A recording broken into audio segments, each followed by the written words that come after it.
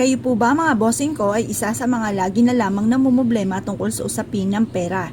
Meron po ako ituturo po sa inyo po mga bossing. Bukod po sa ating sipag at tiyaga, ay mainam na subukan nyo po itong gawin upang sa ganon, kung ano man ang mga kamalasan, paghihirap na maaaring ating mata mo ay ito po'y kaagad po maitataboy. Ngayon po mga bossing, kayo po ba ay naniniwala sa ganitong mga pamamaraan? Mas nainam na meron tayo mga ganito na pang-attract ng swerte at pantaboy ng mga kamalasan. Subukan po natin ang mga simpleng mga pamamaraan kagaya po ng asin at ganon din po ang 5 piso. Ang asin mga bossing ko ay isa sa mga subok na napakaswerte. Ito po mga bossing ko ay mabisa rin na pantaboy. Higit sa lahat mga bossing ko, ang ating asin ay nagtataboy ng mga kamalasan. At pagdating naman sa usapin ng barya, ito po ay para makapag-attract ng higit na swerte at mabilis gumulong ang magandang kapalaran. Proven po ito na napakaswerte basta't may 100% kang paniniwala sa mga ganitong mga pamamaraan. Ganito lamang po ang inyo pong gagawin mga bossing. Kayo po ay maglaan ng 1 dakot na asin or kaya po ay 3 kutsara na asin. Ilagay po ito sa isang baso at kayo po ay maghugas na 5 piso na luma. Ang 5 pisong luma ay kulay gold na sumisimbolo ng kasaganahan or kaperahan. Ngayon po mga bossing, pagsamahin ang dalawang ito. Pero hugasan nyo munang mabuti ang ating po 5 piso dahil maaaring ito po ay may kumapit na nakamalasan dahil kung sino-sino na po ang humawak po dito. Kaya hugasan nyo po muna. At pagkatapos mga bossing ko, ito po mga bossing ko ay ibibilad sa sinag po ng araw. Makalipas mga bossing ko ng ilang minuto ng pagkakatuyo ng ating 5 piso ay pagsamahin nyo na po ito. Humarap po kayo sa may silangan ng mga 6:30 or kaya po ay alas 7 matatapos ang paggawa ng pampaswerte hanggang alas 8 ng umaga.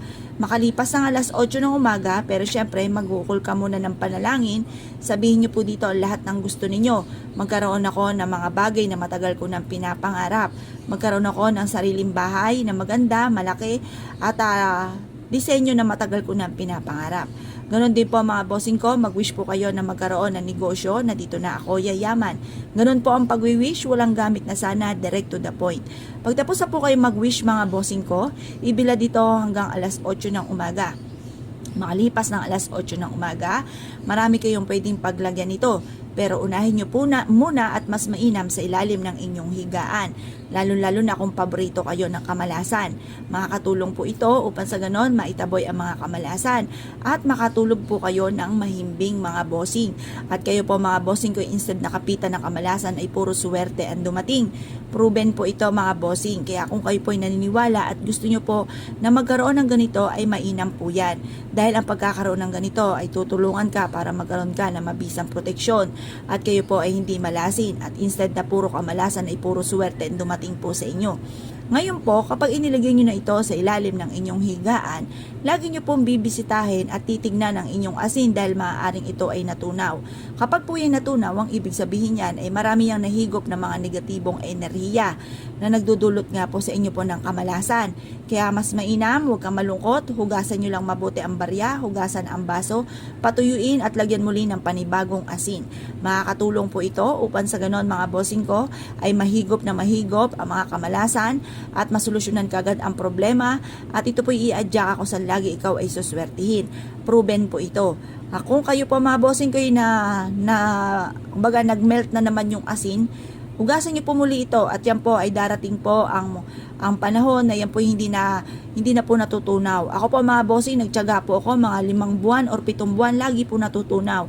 Pero nung ito po ay natapos na ang pagkatunaw mga bossing, ay naninigas yung pinakaibabaw pero yung ilalim okay po yun. Okay po yun kapag po ganun. Hindi na po ako natutunawan ng asin mga bossing. Nung mga unang sabakan ay laging tunaw. Ako nga po yung naiiyamot at ba't ba ito'y natutunaw? Pero nung katagalan mga bossing ko hindi na po siya natutunaw kahit taon pa ang lumipas.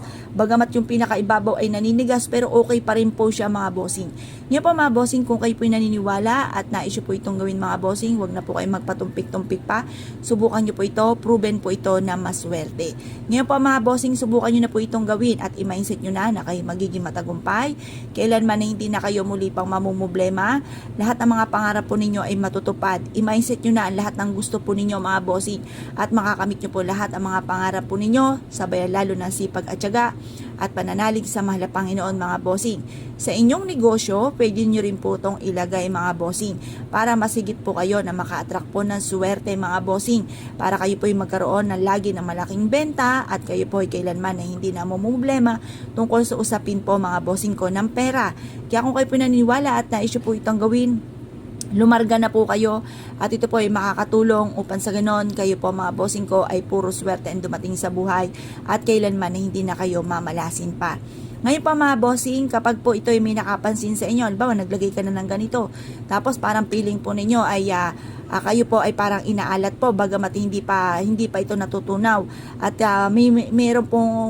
meron kayo naging bisita or kakilala or kamag-anakan, minsan ay ganun pa. Sabihin ako, nagpapaniwala ka sa ganyan, tapos parang nakontra, parang nabalis, na sinuswerte na biglang inalat pa. Hugasan nyo po muli ha mga bossing ang inyo pong asin na meron pong barya. Mas mainam kasi ito hindi nila nakikita kasi nakukontra mga bossing. Kasi minsan, yan po ay napapangunahan kaagad ng inggit.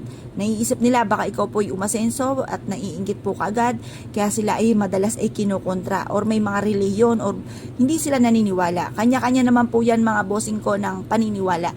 Ako po mga bossing, meron akong kakilala, siya po ay merong ibang pinaniniwalaan pero kailanman na hindi ko kinontra. Kasi tayo po naman ng bawat tao ay may kanya-kanyang opinion.